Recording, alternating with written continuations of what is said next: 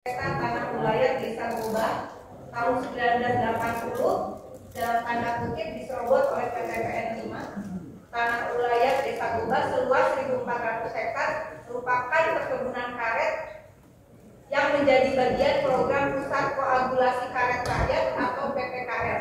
Pemilik tanah wilayah tersebut kurang lebih 1.000 keluarga. Betul, Pak? Izin ya, pimpinan. 1985 tanah wilayah masyarakat Desa Gobah seluas 1.400 hektar dalam tanda kutip dirampas oleh PT PN 5. Betul, Bapak? Tahun 1986 pohon karet yang sudah berumur 6 tahun ditebang habis oleh pihak PT PN 5. Kemudian perkebunan tersebut diubah menjadi perkebunan sawit tanpa persetujuan pemilik tanah wilayah. 1999 terjadi kesepakatan antara masyarakat dengan PT PN 5. Pihak PT PN berjanji memberikan salju hati atas pemanfaatan tanah masyarakat untuk membangun kebun kelapa sawit. Nanti dikoreksi, Pak ya. Kemudian hingga 2022, artinya selama 23 tahun, PT PN hanya memanfaatkan lahan kurang lebih 308 hektar saja dari 1.400 hektar. Yang dipakai 380 hektar. Betul? Enggak, Pak, langsung aja, Pak. Cuma dia atau tidak aja? Tidak begitu bunyinya. Jadi lahan itu yang mereka manfaatkan itu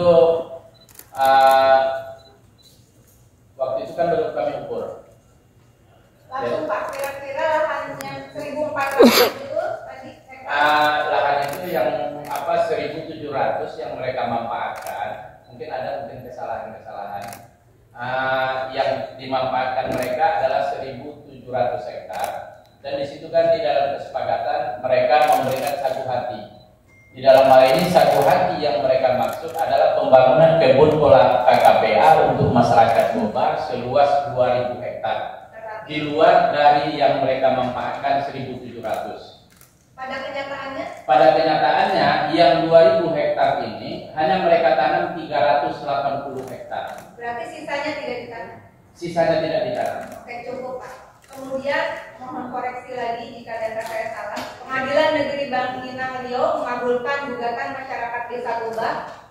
Dalam amar putusan PN Bangkinang menyatakan perbuatan tergugat dalam hal ini PT PN 5 tidak melaksanakan pembangunan kelapa sawit seluas kurang lebih 1.620 hektar sebagaimana kesepakatan bersama dengan nomor 05.11 garing SKB garing 01 garing 99 dan merupakan perbuatan melawan hukum.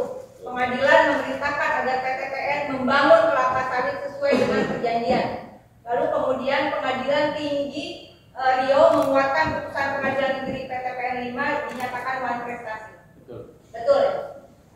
Untuk kasus sengketa tanah wilayah Gobah sama dengan teman-teman yang lain, Bapak mohon dilengkapi termasuk dengan temuan baru tadi, ada novum baru bahwa ada indikasi kuat ternyata titik koordinatnya salah.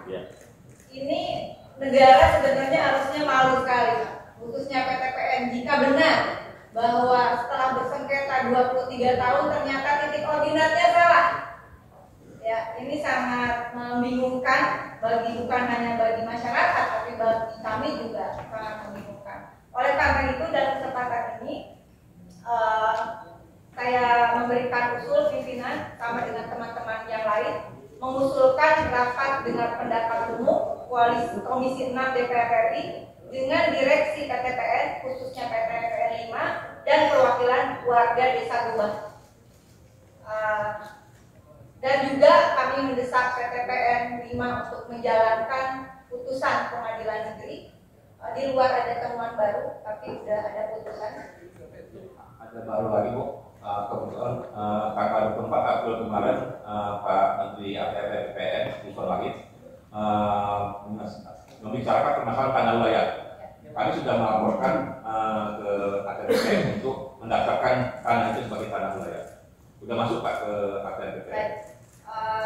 Dan tentu saja kami mendesak juga Kejaksaan Agung dan KPK untuk mengusut tuntas barangkali ada indikasi-indikasi yang bertentangan dengan hukum terhadap kasus tanah wilayah Desa Gobah.